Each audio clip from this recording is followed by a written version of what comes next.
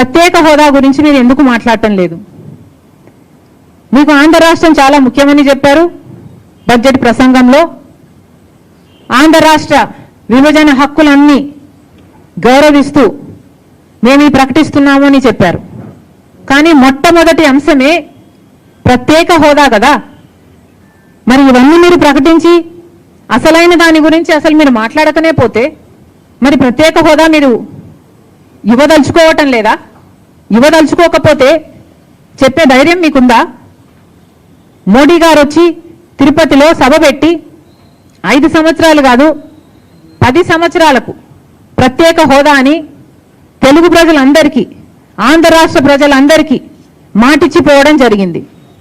మరి ఆ మాటను మీరు నిలబెట్టుకోవడం లేదు అని మీరు చెప్పదలుచుకున్నారా? మరి ప్రస్తావనే లేదు అంటే మిమ్మల్ని ఏమనుకోవాలి?